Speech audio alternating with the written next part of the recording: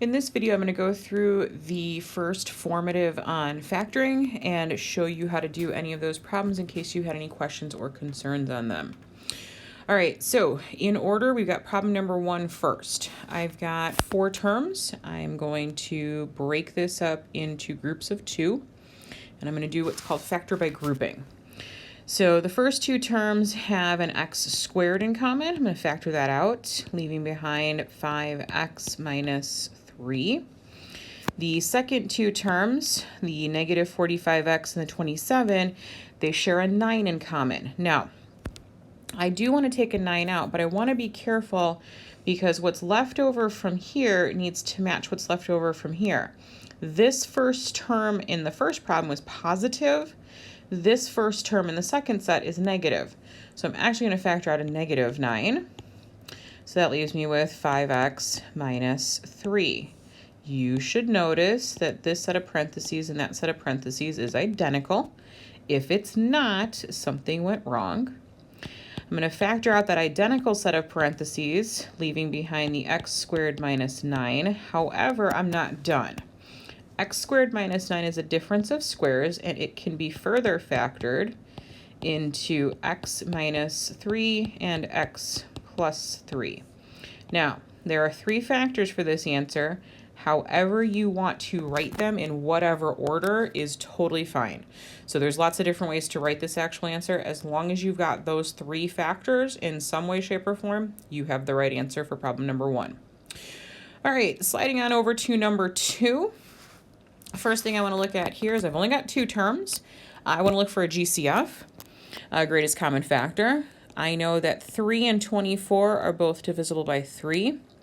And I know I can take an x squared out of both of these terms. So 3x squared is my GCF, leaving behind x to the third plus 8.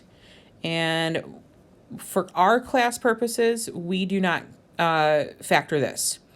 It is possible to factor this, but we are not doing that. So leave this as x cubed plus 8, and we just look for a GCF in this particular problem. All right, so number 2 is now done. Sliding on down to number 3. Number 3, if I look for a common factor, I don't have one. 6, 11, and 4, no common factor. But I do have either the AC method or advanced factoring, however you remember that term. We're going to take the A value times the C value. We've got 24.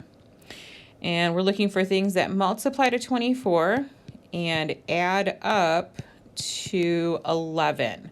Technically, I want a negative 11, so I'll get to that in a second. All right, 3 times 6. Now, here's the deal. Because I want to multiply to a positive and add to a negative, all of these pairs of numbers need to be negatives. So negative 4 times negative 6 would get me positive 24, but that's not going to get me a negative 11.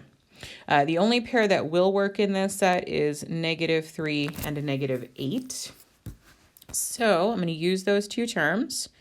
6x squared, whether you use the 3 first or the 8 first, it doesn't matter. So minus 3x minus 8x plus 4. And now I'm going to factor problem number 3 just like I factored problem number 1. So group together the first 2. They have a 3x in common, leaving behind 2x minus 1. Now, be careful. 3x divided by 3x does not turn into 0.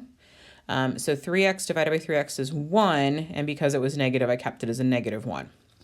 Now, same thing with this second set. This first term is negative, but this first term is positive. So whatever common GCF these 2 terms have, I need to divide out a negative. So we're going to take a negative 4 out, leaving behind 2x minus 1. Again, parentheses sets match. They have to make this problem work. So let's see, 2x minus 1. That's the common factor that they both had, leaving behind 3x minus 4. All right, so that's the factored form for number 3. Sliding on over to number 4. I always want to start these problems by looking for a GCF. So 3, 3, and negative 6 are all divisible by 3. And all of these terms have some form of an x in common. We're going to go with the lowest power of x, which would be x cubed. So we can take that out of all three of our terms. So 3x cubed is our GCF, and then leaving behind, that would be x squared plus x minus 2. Kind of like problem number 1, we're not done. This trinomial can be further factored. So this trinomial, we're looking for numbers that multiply to -2 and add up to +1. Well, the only things that are multiplied to -2 are 1 times -2 or -1 times 2. That's the only possibilities we've got. And out of those two possibilities, this is the one that's going to make it work for a +1x as your middle term. Now, because this didn't have an a value other than 1, we don't actually need to write out the 4 terms. We can actually use those values that I circled up and write down the 2 factors. And let's see, so we've got the GCF, we've got x minus 1, and we've got x plus 2. Order on these 2 factors doesn't matter, but please get in the habit of putting your GCF out front. That's pretty much a common practice for math problems. All right, last problem is number 5 here. There it is. Problem number 5, out of everything on this page, is probably the most straightforward one.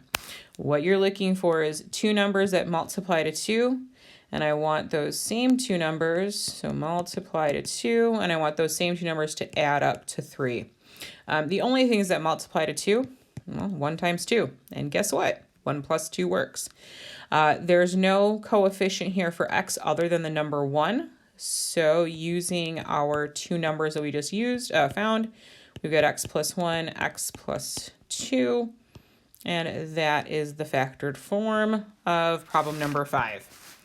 All right, I hope this helps a little bit for the formative. If you've got any questions or concerns, please let me know.